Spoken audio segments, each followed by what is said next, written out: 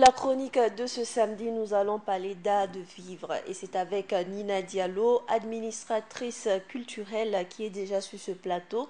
Elle va s'entretenir avec nous sur le savoir-vivre dans l'éducation des enfants, spécialement et notamment au Burkina Faso.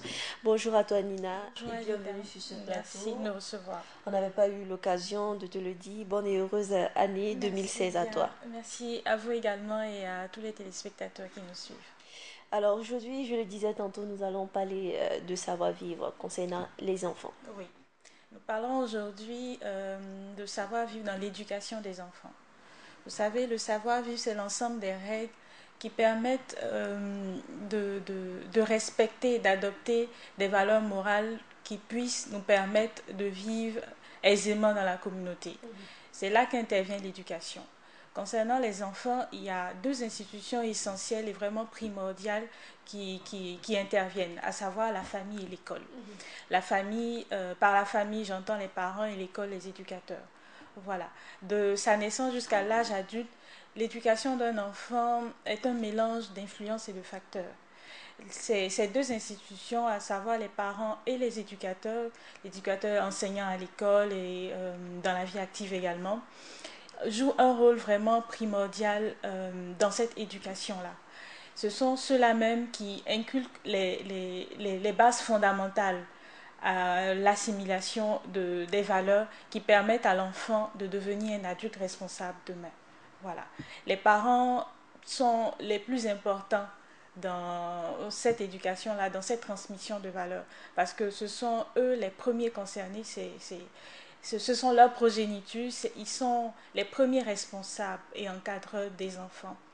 Les parents sont ceux-là même qui ont le devoir de faire participer l'enfant à la vie scolaire. Par cela, je dois dire que, disons, je veux dire que les parents sont eux, ceux-là même qui doivent inscrire les enfants à l'école, qui doivent veiller à ce que les enfants participent activement à cette vie scolaire-là. Les enfants ne doivent pas sécher les cours, cela incombe aux parents, ils doivent vérifier à ce que les enfants aillent vraiment à l'école. On en connaît plein qui aiment l'école missionnaire où ils disent qu'ils vont à l'école, pourtant ils prennent une autre Ils direction. se laissent éduquer par la rue. Ouais. Alors Nina, je te coupe pas, mais un aspect qu'il faudra qu'on puisse prendre aussi en compte, c'est ce que tu viens de dire, c'est l'idéal. Ouais.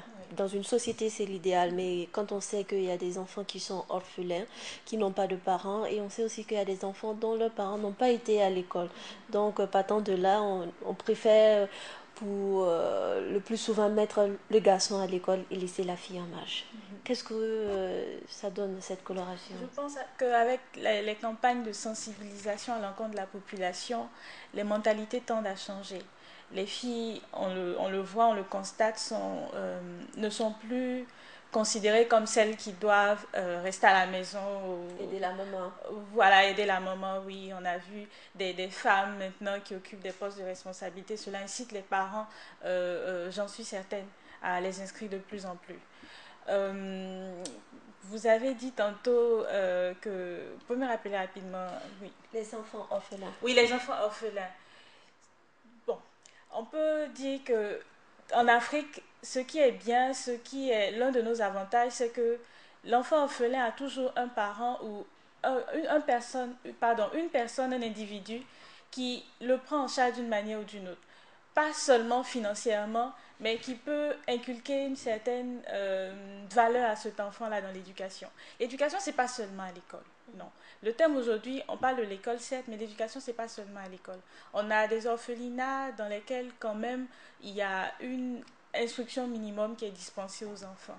Voilà. Ça veut dire Donc, que, grosso modo, l'éducation revient à tous, oui, que ce soit les parents biologiques ou de la société. c'est ça. Il y a aussi, il faudra prendre aussi en compte les frères et les sœurs. C'est ça. Mais bon, les frères et les sœurs sont dans la même cellule familiale que l'enfant.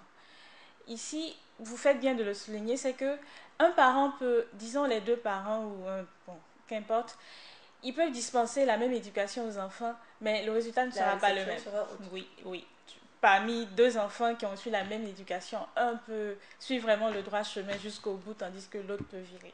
Donc c'est là que vraiment la nécessité d'être complémentaire dans l'éducation.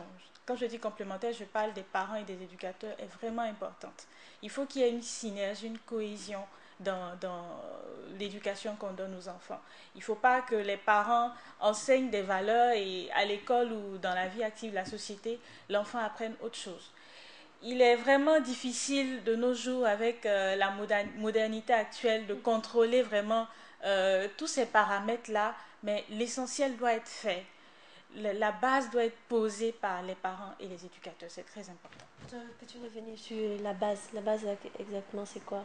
La base c'est que le parent doit s'impliquer davantage dans l'enseignement que reçoit l'enfant à l'école. Il doit il ne doit pas attendre seulement qu'il y ait des urgences ou des problèmes avant d'aller voilà, s'acquérir comment dire, de la qualité de l'enseignement qui est dispensé à son enfant. Il doit, lorsque l'enfant rentre à la maison, prendre son cahier de temps à autre pour vérifier le contenu de ce qu'il a appris et même lui demander simplement comment s'est passée ta journée, qu'est-ce que tu as appris. En fonction de ce que l'enfant dira, le parent sait quelle est comment dire, la ligne directive de ce que l'enseignant inculque comme valeur à l'enfant. Voilà, ça c'est vraiment une base fondamentale.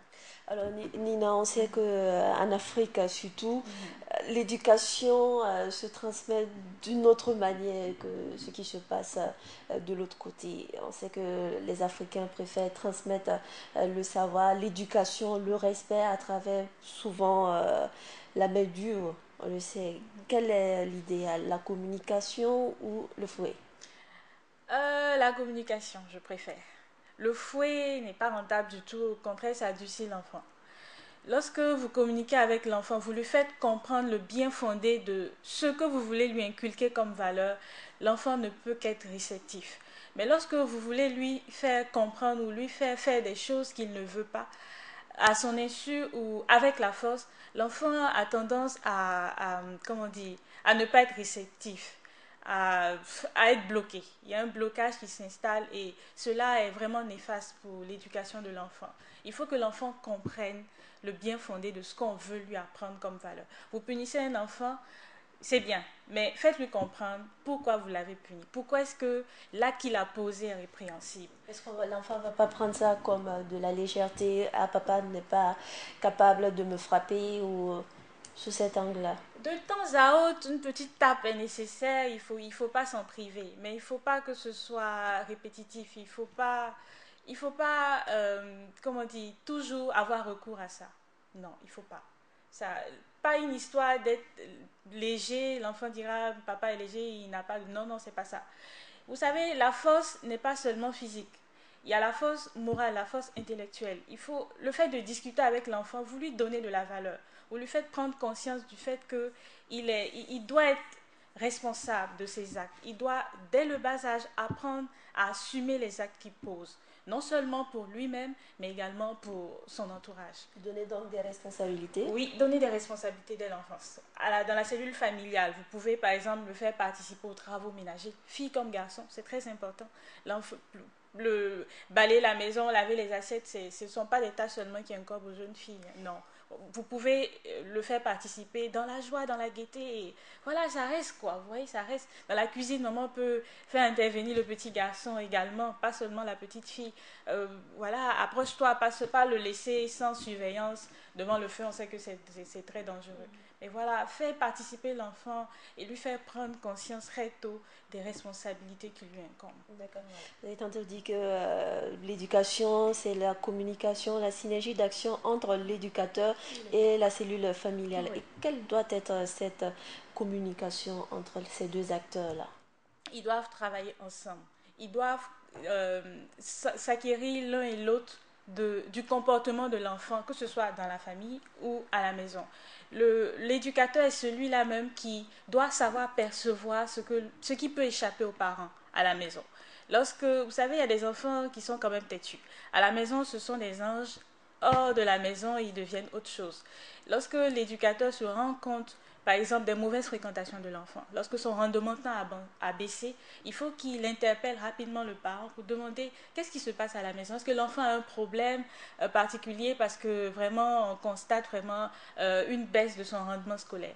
À la maison également, lorsque l'enfant a un comportement qui est différent de ce qu'il a habituellement, le parent doit aller à l'école Voilà, vraiment, c'est vraiment suivi important. quotidien. Oui, un suivi quotidien. Voilà. Et qu'en est-il des enfants?